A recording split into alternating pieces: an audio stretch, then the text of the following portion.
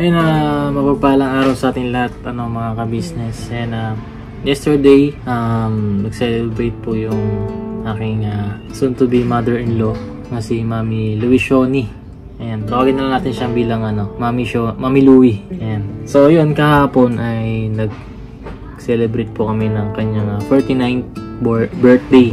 Ayan na ulit, Mami Shoni, happy birthday po sa iyo.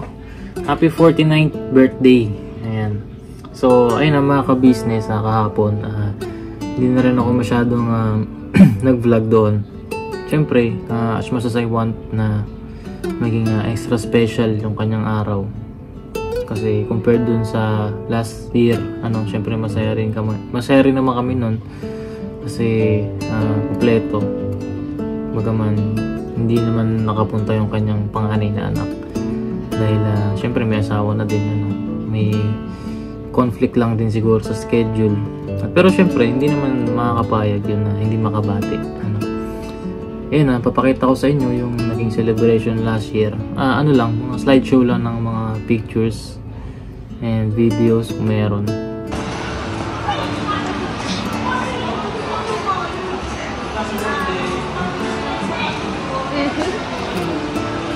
Si color green ka naman.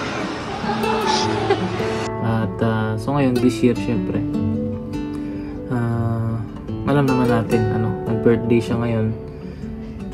At saka yung mga anak niya na hindi na nila kasama kanilang papa.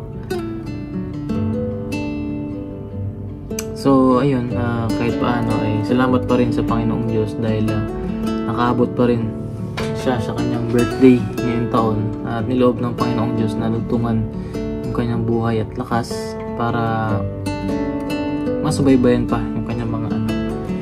At syempre, bagaman may halong lungkot, sawa ng ating Panginoong Diyos ay hindi pumayag ang Panginoong Diyos na maging malungkot lang tayo. Kasi nga, sabi nga ng Panginoong Diyos kapag tayo ay nag-church, na mapalad yung mga nagdadalamhati sapagkat naaliwin sila ng Panginoong Diyos. At yun ay nagpapatotoo hanggang ngayon sa atin. Kasi syempre masakit pa rin kung iisipin natin. Pero dahil sa awa tulong ng Panginoong Diyos, sa pagmamahal niya, hindi siya nagpapabaya, hindi siya umaalis sa piling namin na magiging masaya pa rin. At ito yung mga naging kaganapan. Ito ay konting celebration lang din. At saka konti lang din yung mga clips. And ina-narrate ko na lang sa inyo. Ikukwento ko na lang sa inyo kung ano yung mga nangyayari. Gusto ko lang din na maging isang memories, na hindi makakalimutan, syempre. Kasama yung pamilya nila. Masaya po kami. Ayan nga, yung una naming ginawa is to start the day, pumunta kami sa sementeryo dyan sa Ever. Nagtayo kami ng tent dyan. Makikita nyo dyan sa mga pictures na sinashow ko sa inyo. Nagtayo kami ng tent and then naglatag kami ng mga upuan tsaka lamesa katabi nung puntod ni Tito, ni Papa Jojo. Ayan, na-expect ko siguro may iyakan magaganap, pero hindi. Masaya naman kami, katawanan kami. Yan, kumain kami dyan, nagmakdo kami dyan. Tapos dumating sila Ate Jaja, panganay na anak ni Mami Shoni, kasama yung kanyang asawa. May dala-dala silang pansit. Ayan, thank you sa inyo. Ayan, may dala silang pansit, tapos nagkonting salo-salo. Tapos pagtapos namin dyan sa Ever, ayan, pumunta na kami dyan sa NLEX Drive and Dine kasi bilihan ng sapatos, yung bunso kasi nilang anak na si Babeng. Congratulations dahil siya ay isa ng varsity doon sa school na New Era University. Isa sa mga na-qualify, hindi ako nagkakamali. At bumili siya ng sapatos. Ayan, makikita nyo dyan mga videos na maglalakad kami, bumili siya ng sapatos. Ayan. Tapos pagtas namin dyan ay hindi lang dyan kami pumunta, naglibot din kami sa Skechers. Actually doon sa Nike nakabili si tita doon ng kanyang sapatos. Yan, niregalo po sa kanya ng kanyang panganay na anak. Tapos may mga promo din sila. Ayun, syempre, lahat sila nakabili, no? Kasi may promo doon, parang buy one take one ata yun. Tapos kung dumating kami dyan sa katabi nila, yung Skechers, tapos nakabili ulit si tita ng kanyang sapatos. Yan. Tapos namin sa Skechers, dumiretso kami dun sa kabila ulit, yung 7 Lux. Yun, nakabili akong sapatos. Ito yun mga kami.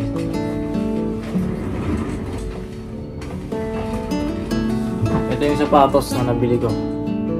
Ayan, ito ay buy one take one din. 3,500. Tapos naka-promo siyang buy one take one. So bali ang isang ganito ay 1,750 na lang. Ayan, tigisa kami ni Kuya Drew, yung manugang ni tita. Ayan, tapos pagtapos namin doon, bumiyahe na kami. Kumain kami sa banda dyan sa may Timog Avenue, sa may Scout Borromeo Street, dyan sa Quezon City. Kumain kami dyan. Sobrang ganda ng place mga ka-business at sobrang sarap din ng pagkain. Ayan, konting batik itita, nag-blow siya ng candle. Tapos yun, salo-salo kami. So, ito yung mga pictures. Ayan, tingnan na isa-isa. Ayan, masaya kami nung araw na yan. Salamat sa Panginoong Diyos, ano? Tapos syempre, as much as I want sana, ito mga ka-business, gusto ko sana na sorpresahin din si tita kasama yung mga kagwangs, yan, buong ka-business family. Pero siguro hindi pa time, no? Siguro next year, depende, ano? Kasi gusto ko maging special yung kanyang araw. Pero naglambing naman ako sa kanila na kung kaya nila na mag-send ng video greetings, no? Bagaman hindi lahat, pero salamat sa mga nag-send ng kanilang mga videos, no? Panoorin na lang natin isa-isa. Mami Shoni, alam ko mapapanood mo to. Pasensya ka na at hindi kita nagawa ng vlog na sobrang, alam mo na, no? Pero ito, kahapon pa nila ito sinend, no, tita. Birthday mo mismo. At saka si mama, tsaka si papa ay nagpapaabot din ng pagbati sa iyo. Ayan, happy birthday daw po. At alam ko ay nag-message pa sa iyo si mama. Ayan, Mars! Ayan, antayin natin, no, mga kabis, siguro makakapagkita rin yung dalawa. Ano, malay nyo, no? Bukas. Hindi, ito mga ka-business, nagkausap naman sila sa messenger, ano, tapos nagkabatian.